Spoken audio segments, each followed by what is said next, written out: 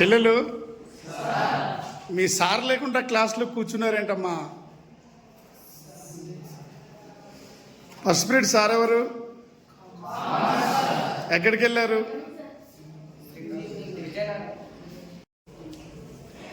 ఎక్కడికి వెళ్ళారు మీ ఉపాధ్యాయులు? మరి మాస్టర్లు లేకుండానే మీరు బడిలో కూర్చున్నారా?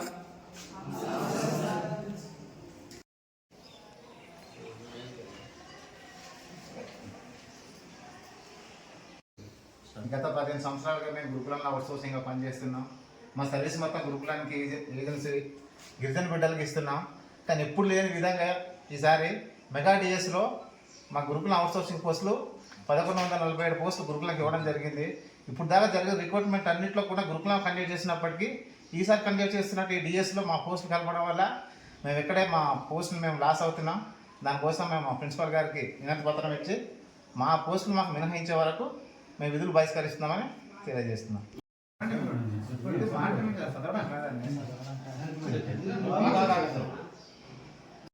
అలాగే మన విద్యాశాఖ మంత్రి అయినటువంటి లోకేష్ బాబు గారికి, అలాగే మా గురుకులం సెక్రటరీ గారికి మేము నమస్కరించి తెలియజేయమనగా, గత 15 సంవత్సరాలుగా మేము గురుకులాల్లో అవుట్సోర్స్ ఉపాధ్యాయులుగా పనిచేస్తున్నాం. కానీ ఈ సంవత్సరం ఇచ్చినటువంటి మెగా డిఎస్లో మా పోస్టులు గురుకులంలో చేర్చడం జరిగింది.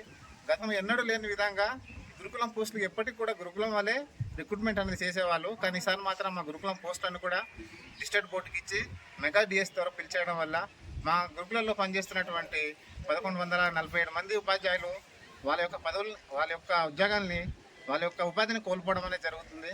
కనుక ఈ పోస్టులన్నీ తిరిగి గురుకులం వాళ్ళ చేతను ఫిల్ చేయవలసిందిగా, ఈ మెగా డిఎస్ నుండి మా గురుకులం పోస్టులు మినహాయించవలసిందిగా ఉన్నతాధికారులు మేము సవినయంగా కోరుకుంటున్నాం.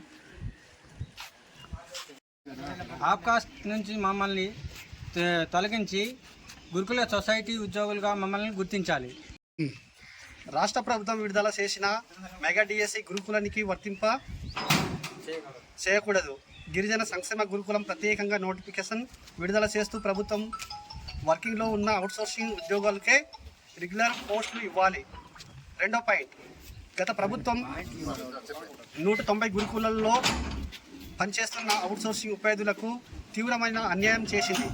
గౌరవ ముఖ్యమంత్రి నారా చంద్రబాబు నాయుడు గారు గొప్ప మనసుతో మాకు న్యాయం చేయాలని మీడియా పరంగా మేము వేడుకుంటున్నాము. మా డిమాండ్స్ సాధనకై ప్రభుత్వం దిగి వచ్చే వరకు దఫల వారీగా ఆందోళన చేస్తామని డిమాండ్ చేస్తున్నాం సార్. నమస్కారం అండి మేడం గారు. నమస్తే సార్. ఆంధ్రప్రదేశ్ గిరిజన సంక్షేమ గురుకుల కళాశాలలో ఉన్నటువంటి అవుట్సోర్సింగ్ ఉపాధ్యాయులు తమ కళాశాలకు ఈరోజు పెన్ డౌన్ చేస్తూ విధులకు బహిష్కరించినట్టు సమాచారం. దాని మీద మీరేమంటారో చెప్పండి. Good morning sir. మా కళాశాలలో సుమారు 15 అవుట్సోర్సింగ్ లెక్చరర్స్ గత కొన్ని సంవత్సరాలుగా పనిచేయడం జరుగుతుంది. అయితే గత 2 రోజుల క్రిందట మా స్టాఫ్ అంతా కలిసి నాకు ఒక వినతి పత్రం అందజేయడం జరిగింది.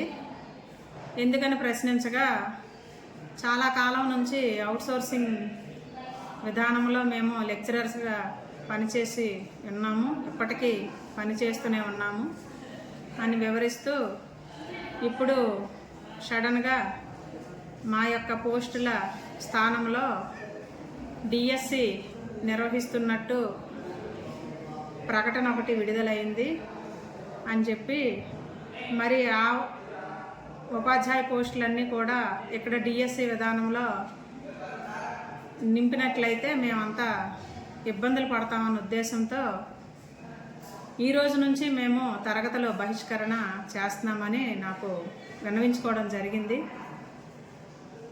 అయితే నేనైతే ఇలా తరగతులను బహిష్కరించడం పద్ధతి కాదేమో, మనం పనిచేస్తూ పోరాటం చేయడం మంచిదని నేను తెలియజేసినప్పటికీ కూడా మా వాళ్ళంతా అసంతృప్తితో ఇంకా మేము గవర్నమెంట్తో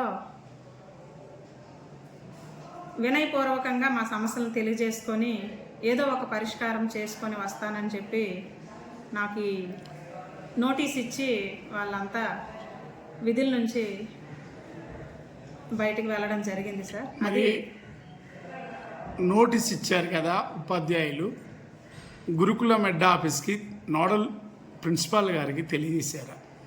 నేను నిన్ననే మా కన్వీనర్ ప్రిన్సిపల్ గారికి తెలియజేయడం జరిగింది సార్.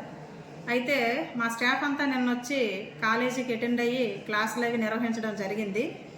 రాత్రి నాకు మా కళాశాల వైస్ ప్రిన్సిపల్ గారు ఫోన్ ద్వారా రేపు అనగా 29వ తేదీ నుంచి మేము కళాశాలలో తరగతులకు హాజరు కాలేమని చెప్పడం జరిగింది. కావున ఈరోజు వాళ్ళు ఇచ్చినటువంటి ఈ వినతి పత్రాన్ని నేను మా పై అధికారులకు తెలియజేయాలని అనుకుంటున్నాను సార్. సార్ ప్రిన్సిపల్ గారు నమస్తే అండి. ఈరోజు మీ పాఠశాలలో ఉన్నటువంటి అవుట్సోర్సింగ్ ఉపాధ్యాయులు తరగతులు బహిష్కరించారని తెలిసింది. వాటికి గల కారణాలు చెప్పగలరా? మా దగ్గర సుమారు 21 మంది అవుట్సోర్సింగ్ స్టాఫ్ పనిచేస్తూ ఉన్నారు, విధులు నిర్వహిస్తూ ఉన్నారు. వాళ్ళు నిన్న దగ్గరికి వచ్చి మాకు పోస్టులన్నీ కూడా డిఎస్సిలో కలపడం జరిగింది సార్. కాబట్టి డిఎస్సి ద్వారా రిక్రూట్ అయినట్టయితే మా పోస్టులు ఉండవు. మా పరిస్థితి ఏంటి, దాదాపు మేము 15-20 సంవత్సరాల నుంచి ఈ గురుకులం నమ్ముకొని పనిచేస్తామని చెప్పడం జరిగింది సార్. అందువలన వాళ్ళు వినతిపత్రం అయితే నాకు ఇవ్వడం జరిగింది. ఆ వినతిపత్రాన్ని నేను మా హెడ్ ఆఫీస్కి పంపించడం కూడా జరిగింది నిన్నే. అయితే ఈరోజు ఉదయం నుంచి నిన్నంతా అందరూ క్లాసుకి అటెండ్ అయ్యారు. అయితే ఈరోజు ఉదయం నుంచి మేము తరగతులని బహిష్కరిస్తాం సార్, మా విషయాన్ని పై అధికారుల దృష్టికి తీసుకెళ్తామని చెప్పడం జరిగింది. అయితే నేను చెప్పాను వాళ్ళకి అందరూ వలన ఇది సాధ్యం కాదు, అందరూ ఒకేసారి తరగతులు బహిష్కరించడం వల్ల పాఠశాలకు కొంచెం ఇబ్బంది అవుతుంది. కాబట్టి మీరు కొంతమంది మాత్రమే దాంట్లో సెలెక్ట్ చేసుకున్నట్టయితే మీకు బాగుంటుందని చెప్పడం జరిగింది. అయితే వాళ్ళ తాలూకా నాయకులతో మాట్లాడి చెప్తామని చెప్పడం జరిగింది. అయితే ఈరోజు మాకు ఉదయం నుంచి మా దగ్గర ఉన్నటువంటి వైస్ ప్రిన్సిపల్ గారి ద్వారా అయితే అందరం కూడా మేము ఈరోజు విధులకు హాజరు కాలేమనగా ఒక 2 టీచర్లు మాకు అటెండ్ అవ్వడం జరిగింది. మిగిలిన ఉపాధ్యాయులు అయితే మాత్రం ఇంకా రాలేదు. వాళ్ళందరూ కూడా వాళ్ళంతా విధులు బహిష్కరించడం జరిగింది. ఈ రోజు నుంచి పాఠశాలకి రామని చెప్పడం జరిగింది.